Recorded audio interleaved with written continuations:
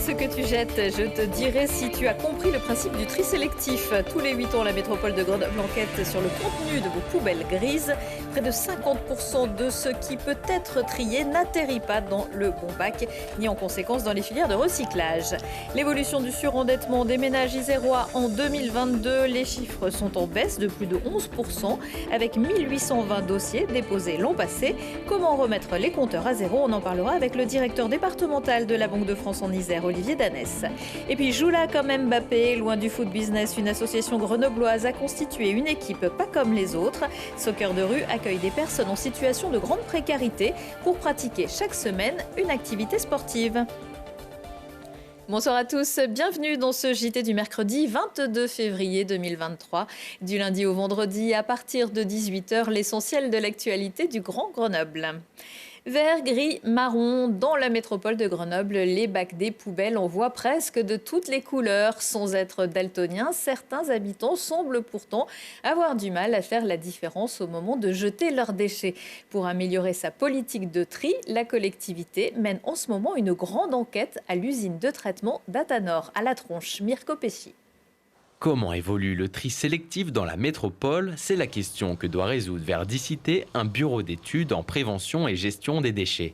Pendant 6 semaines, 400 kilos de détritus sont caractérisés chaque jour dans la plateforme Atanor, le centre névralgique des déchets de la métropole. Guillaume, chargé de mission pour Verdicité, détermine la composition moyenne des poubelles collectées. Aujourd'hui, on est là pour trier les déchets de l'agglomération de Grenoble Métropole. On a installé 77 caisses qui correspondent à 77 catégories. On va retrouver les plastiques, les déchets alimentaires, le verre. Ce qu'on fait, c'est qu'on va peser pour chaque échantillon, ce qui va nous permettre d'avoir une représentation en pourcentage. Le but, c'est de voir si les actions qui ont été menées par Grenoble Métropole ont eu un impact. Dans l'ensemble, pour l'instant, c'est plutôt bien trié sur Grenoble. Il y a encore quand même un peu d'amélioration à faire sur certaines catégories de tri. Tous les gens n'ont pas forcément adopté encore les gestes. Les gestes sont simples, les emballages et papiers sont à jeter dans la poubelle verte sans sac, le verre est à jeter dans les colonnes à verre et pour les déchets alimentaires, direction le composteur ou la poubelle marron. Ce qu'on fait ce matin, c'est qu'on trie à la main la poubelle grise dans laquelle les habitants peuvent tout jeter. Ce qui va nous permettre de comparer avec 2016 et de savoir si les habitants de notre métropole trient mieux.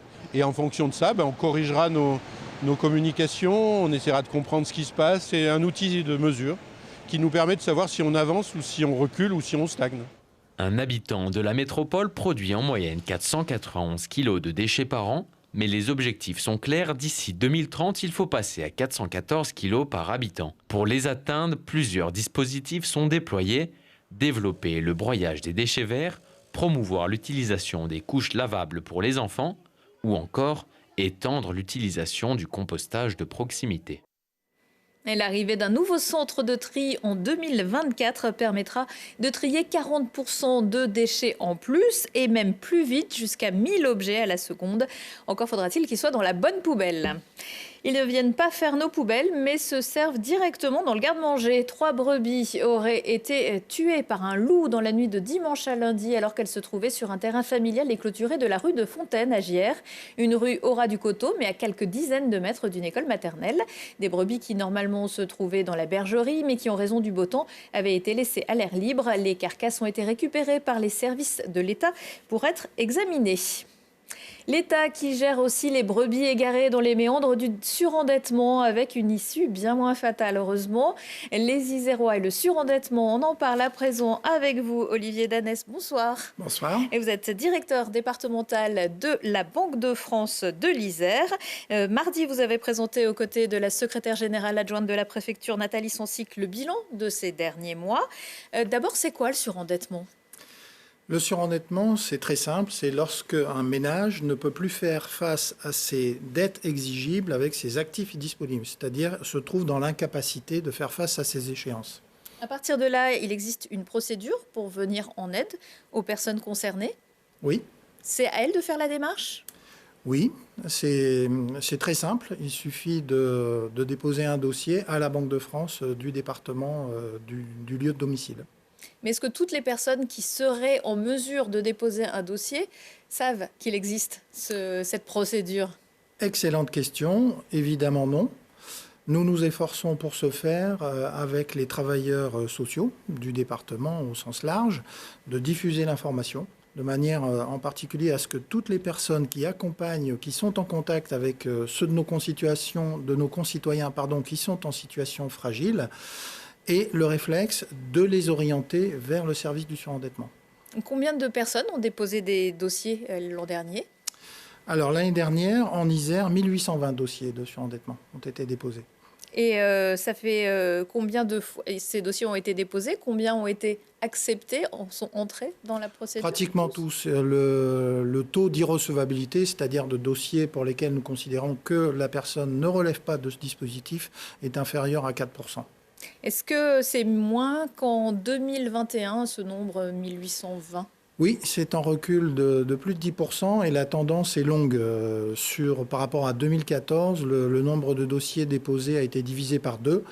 Alors, ce qu'il faut dire, c'est qu'il n'y a pas un lien facile à faire entre l'évolution du nombre de dossiers déposés et la situation économique en général. En revanche, il faut y voir d'abord et avant tout l'évolution du cadre législatif.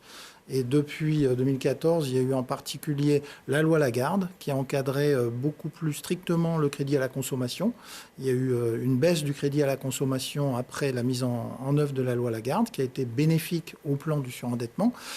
Et puis il y a eu également successivement des possibilités accrues d'accompagner les personnes surendettées de manière à leur donner véritablement une deuxième chance, une possibilité de rebondir. Qu'est-ce qui fait, alors c'est difficile, mais qu'est-ce qui fait qu'on tombe dans le surendettement?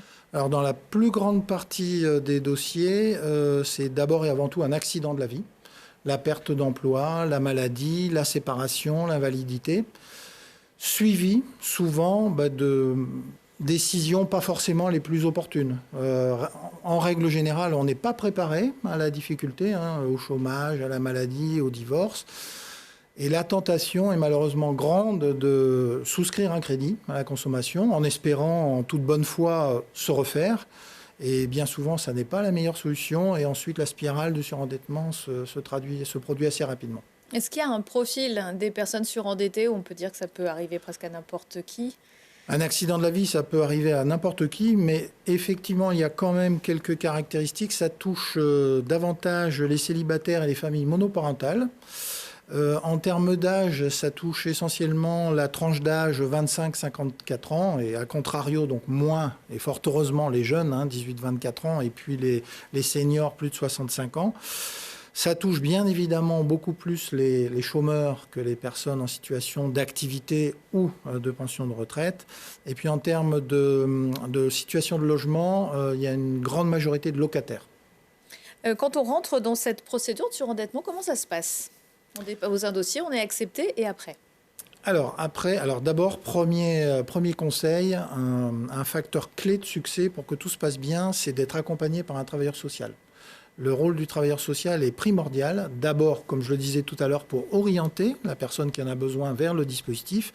Ensuite, pour l'aider à constituer son dossier, parce que notre travail est d'autant plus facile et efficace que le dossier est bien rempli et complet. Et ensuite, lorsque notre travail est terminé, le travailleur social a également un rôle très important pour aider la personne surendettée à mettre en place les mesures que nous avons élaborées et à tenir son budget, à bien gérer son budget mensuel. Et quelques-unes de ces mesures que vous pourriez nous citer? Oui, bien sûr. Alors, dans l'analyse d'un dossier de surendettement, un premier calcul très important, c'est de faire le détail des ressources, le détail des charges du ménage et de faire la différence. Donc, ressources moins charges. Une caractéristique importante des personnes surendettées, c'est que dans plus de la moitié, une bonne moitié des dossiers, on a une capacité de remboursement, ressources moins charges, négative. Donc, dans ce cas-là, deuxième question, est-ce que la situation est définitive? Auquel cas, on n'a pas d'autre solution que d'effacer l'ensemble des dettes, prononcer ce qu'on appelle un rétablissement personnel qui donne à la personne véritablement une feuille blanche et une capacité de C'est la Banque de France qui se tourne vers les créanciers qui remboursent la dette? Non. La dette est effacée. C'est une perte sèche pour l'ensemble des créanciers concernés. Donc cette solution-là intervient dans plus de 40% des cas. Après, il y a une deuxième configuration, il y a une capacité de remboursement. une fois qu'on a réglé toutes ces charges courantes, le loyer, la nourriture, l'habillement, etc., cette capacité de remboursement va servir à apurer au moins en partie les dettes pour une durée maximum de 7 ans. À l'issue de cette durée de 7 ans, s'il reste encore un solde non remboursé, on va l'effacer. On appelle ça mesure imposée avec effacement partiel.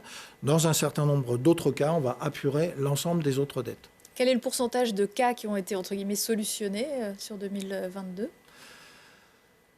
Tous les dossiers examinés font l'objet d'une mesure oui, puis on verra dans qui est validée. Donc là, je vous ai donné les principaux cas de sortie.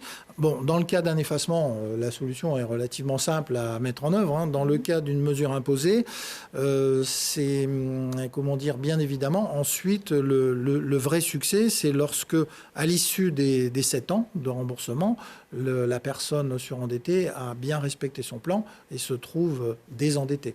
Est-ce que, dans le contexte actuel, avec l'importante inflation que connaît la France depuis ces derniers mois, on peut s'attendre à avoir plus de ménages surendettés en 2023 ? Point d'interrogation, c'est en tout cas une vraie question. Ce que l'on peut dire, c'est que jusqu'à présent, ça n'est pas flagrant. En partie grâce aux mesures prises par les pouvoirs publics, bouclier tarifaire et autres. En partie également, et c'est vrai, particulièrement en Isère, à la bonne tenue du marché de l'emploi. Pour autant, c'est vrai que pour les ménages aux revenus les plus modestes, la question, c'est de savoir dans quelle mesure l'évolution de leurs revenus, de leur salaire, couvre les augmentations de prix. C'est une vraie bonne question. Il faudra rester vigilant. Merci beaucoup, Olivier Danès. Merci vous restez avec nous pour la suite de ce JT. Et vivre dans la rue, c'est aussi souvent être exclu des pratiques sportives. Mais pour Soccer de rue, fédérer autour d'un sport, en l'occurrence le football, c'est aussi permettre aux personnes en grande précarité de voir leur vie sous un autre angle et le temps d'un match ou plus d'oublier leur quotidien. Loulena Juillet. Rassembler des personnes en situation de grande précarité autour d'un ballon, voilà l'objectif de l'association Soccer de rue. Chaque semaine, elle propose des entraînements aux personnes qui vivent dans la rue ou dans des centres d'hébergement.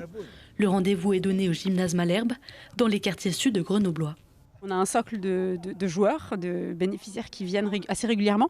Et sinon, il y a des personnes qui viennent et puis qui repartent, qu'on voit disparaître dans la nature. Mais c'est un peu aussi ça fait partie aussi du quotidien de ces personnes-là. Donc, j'essaie de proposer des échéances auxquelles ils peuvent aussi avoir accès et avoir hâte de participer et s'entraîner pour un objectif aussi. Après avoir joué plus de 20 ans sur le terrain, Myriam Neili est désormais de l'autre côté de la ligne de touche pour encadrer ses joueurs. Pour elle, c'est bien plus que du football, c'est un terrain parfait pour créer du lien social. Il y a beaucoup de bénéfices en fait, qui soient physiques ou psychologiques. L'idée c'est de se retrouver tout simplement dans un endroit, un tel jour, telle heure. Donc ça donne une espèce de routine, une espèce de point d'ancrage dans le temps et dans l'espace. Quand on organise des matchs, par exemple des matchs amicaux, on essaie aussi d'organiser après un repas pour que les bénéficiaires puissent aussi venir se dépenser, mais aussi manger un bout ensuite, se doucher. Comme Hassan, en France depuis près de 5 ans, ces rendez-vous sportifs permettent de s'évader quelques heures. On a joué avec Myriam à Soccer de rue depuis 1 an et demi, mais ça se passe bien. On est passé un bon moment ici avec Myriam et avec tous les amis ici. Depuis plus jeune, je jouais le foot moi. Depuis que j'étais au Maroc, je jouais le foot pour éviter des choses pas bonnes. Plusieurs marques comme Adidas ou Decathlon leur ont offert un peu de matériel et l'équipe de Grenoble, le GF38, leur a fait don de quelques ballons. Et en septembre dernier, aux Pays-Bas, Soccer de rue a représenté la France lors d'une compétition internationale réunissant des joueurs de milieux défavorisés. Émilien Jacquelin range ses skis et son fusil quelques jours après sa médaille d'or par équipe au championnat du monde d'Oberhof. Le biathlète de Villard-de-Lans annonce qu'il met fin à sa saison. Il faut dire que du côté de l'individuel, les résultats n'étaient pas vraiment là. Le réservoir est vide, écrit-il sur Instagram. Ces dernières années et mois ont été très intenses sans prendre réellement le temps de couper et de m'écouter, ajoute l'Isérois. Les 3 dernières étapes de la Coupe du Monde se feront donc sans lui. Les brûleurs de loups, eux, sont toujours au sommet de leur forme. Mardi soir en Ligue Magnus, les hockeyeurs grenoblois sont allés battre Anglette sur leur terrain en s'imposant 8-2, dont 6 marqués dans le premier tiers-temps. C'est pourtant dans cette patinoire de la Barre que les Isérois avaient perdu leur premier match de la saison. Les brûleurs de loups qui joueront à guichet fermé vendredi à Pôle Sud contre Bordeaux. Quelques idées de sortie avec une plongée dans les souvenirs des années 1939 à 1945. Le musée de la Résistance et de la déportation de l'Isère, basé à Grenoble, vous invite jeudi soir à découvrir une partie du fruit de la collecte réalisée depuis 2 ans. Des objets, souvenirs du quotidien des Isérois pendant la guerre, jouets, écrits, tickets, vêtements, qui seront présentés par des étudiants du Master Musée, Exposition et Patrimoine de l'Université Grenoble-Alpes. La guerre contre le réchauffement climatique, mais avec humour, c'est dans Climax jeudi soir au Prisme de Cessin avec la compagnie Zygomatique. Interprété avec un humour scientifiquement absurde, le spectacle aborde les sujets brûlants en défiant les lois de la gravité, dérèglements scéniques, chorégraphiques du second degré, acrobatie et chansons. Le rire est utilisé comme une arme de réflexion massive. Lucille Dailly, vous la retrouverez dans Si on parlait ce soir avec un comédien qui a fait les beaux jours de notre antenne, Christian Dubouis, qui débride la pub, le petit écran et même désormais le grand écran. Des amateurs de cinéma Bollywood qui vont faire jaillir à Grenoble les couleurs de Holi, la célébration indienne de l'arrivée du printemps. Et puis le groupe grenoblois HDX, 3 garçons qui ont germé sur la scène locale et qui répandent leur rap musical un peu partout, et notamment sur la scène d'Holocène. Si on parlait, c'est ce soir à 20h15 et jeudi à 12h15.